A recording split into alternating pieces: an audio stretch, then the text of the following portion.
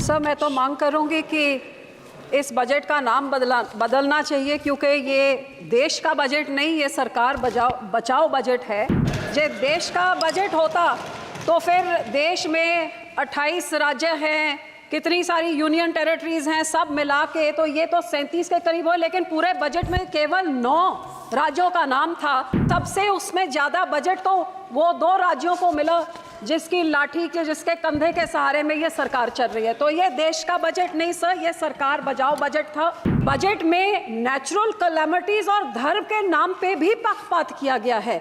ये तो मैं पहली बार ही देख रही हूँ। बहुत अच्छी बात कि आपने धार्मिक स्थानों को, बोध गया को, राजगीर को, जहाँ जहाँ आपने दिया, बहुत अच्छी बात है। सर, मैं तो मांग करूँगी कि इस बजट का नाम बदलना चाहिए, क्योंकि ये देश का बजट नहीं, ये सरकार बचाओ बजट है।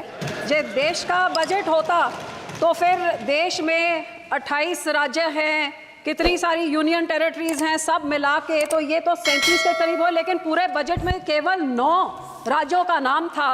और सबसे उसमें ज़्यादा बजट तो वो 2 राज्यों को मिला जिसकी लाठी के, जिसके कंधे के सहारे में ये सरकार चल रही है। तो ये देश का बजट नहीं सर, ये सरकार बचाओ बजट था। और सबसे बड़ी दुख की बात तो ये है कि बजट में नेचुरल कैलामिटीज और धर्म के नाम पे भी पक्षपात किया गया है। ये तो मैं पहली बार ही देख रही हूँ। बहुत अच्छी बात कि आपने धार्मिक स्थानों को, बोध गया को, राजगीर को, जहाँ जहाँ आपने दिया, बहुत अच्छी बात है।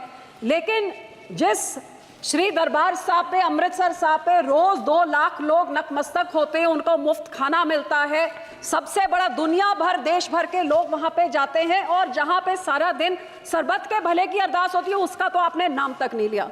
और फिर मैं नेचुरल कैलामिटीज की बात करूँ तो फ्लड रिलीफ आपने राज्यों को दिया, बहुत अच्छी बात। जैसे मेरे सहयोगी ने मेरे से पहले बोला कि ये जो पानी आता है हिमाचल को आपने दिया पैकेज, तो हिमाचल का पानी पंजाब में आके पंजाब को जब डुबो देता है और तबाही मचाता है, तो पंजाब को आप क्यों भूल जाते हैं?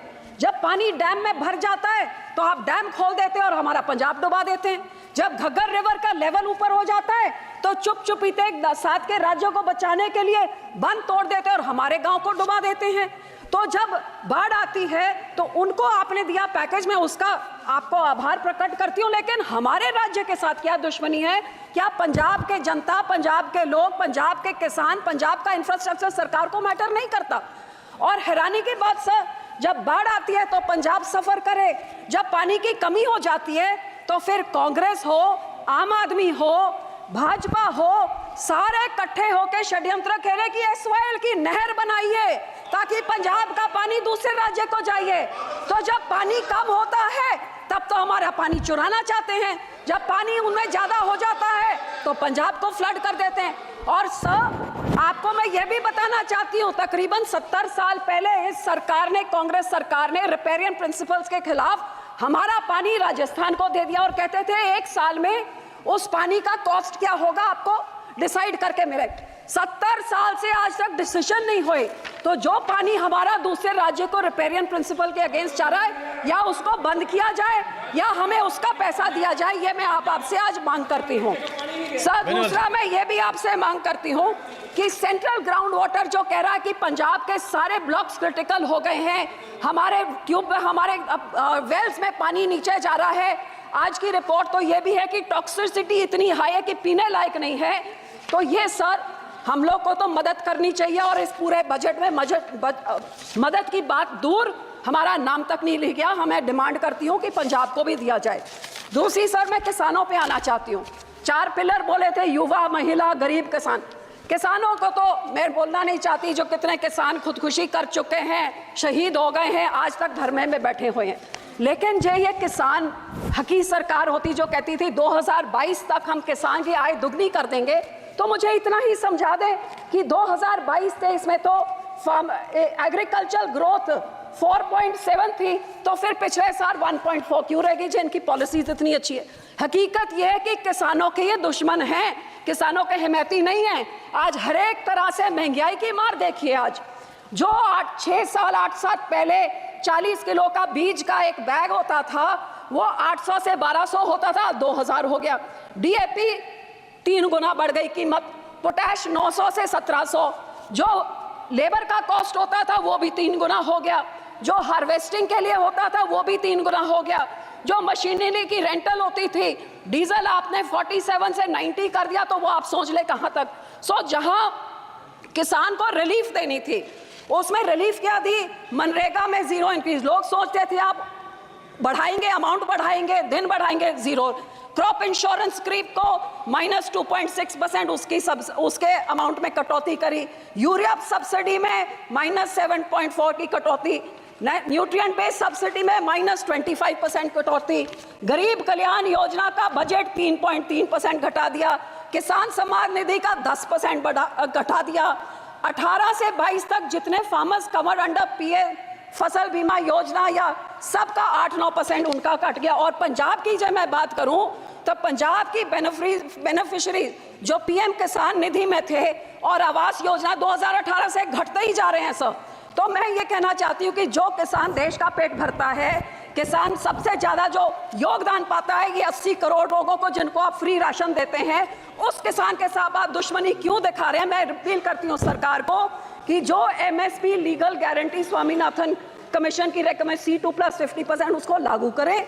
मैं ये भी बेनती करती हूँ, सजेशन सब 2-4 सजेशन देती हूँ कि जब तक आप नहीं करते कम से कम भावांतर स्कीम लाइए जिसकी एमएसपी पे नहीं बिक रही हो, मिडल जो बीच का रह जाता है वो दे। एक फार्मर फ्रेंडली क्रॉप इंश्योरेंस कोई स्कीम आप लेके आए जिससे किसानों का फायदा हो, इंश्योरेंस कंपनी का नहीं। और जो किसान के जो इम्प्लीमेंट्स हैं इन पे आप जीएसटी को खत्म करिए ताकि किसानों का कुछ फायदा हो, उनकी फल सब्जियां बचे, जिससे किसान की महंगा मानसून आ रहा है, टमाटर के रेट कहां चले जाएंगे। जी आप इम्प्लीमेंट्स में 0 करें तो बहुत कुछ फायदा हो जाएगा। सर आखिर में पंजाब की इंडस्ट्री 7 की स्टेटों को टैक्स इंसेंटिव्स देके तबाह कर दिया, हमारी इंडस्ट्री भाग गई है।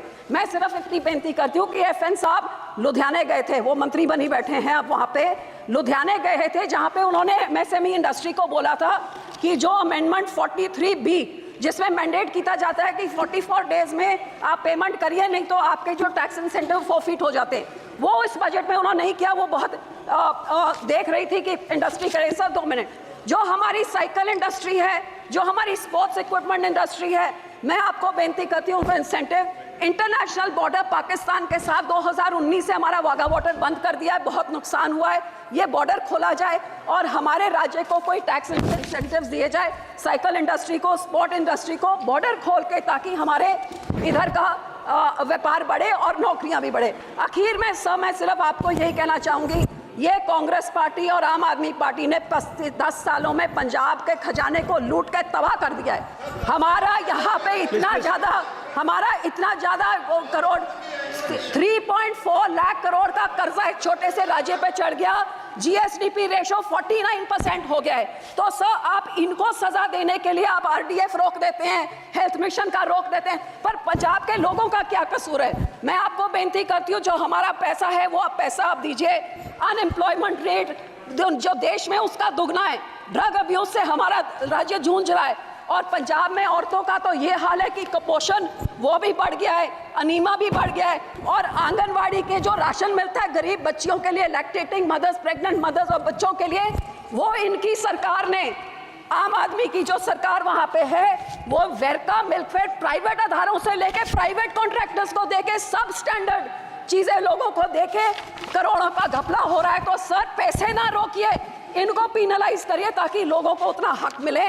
और सर आखिर में मैं यही कहूंगी कि सबसे highest population 32% SC population Punjab में है सर। सबसे बड़ा ग्रैनरी को योगदान पंजाब देता है, फ्रीडम स्ट्रगल में सबसे बड़ा योगदान हमने दिया।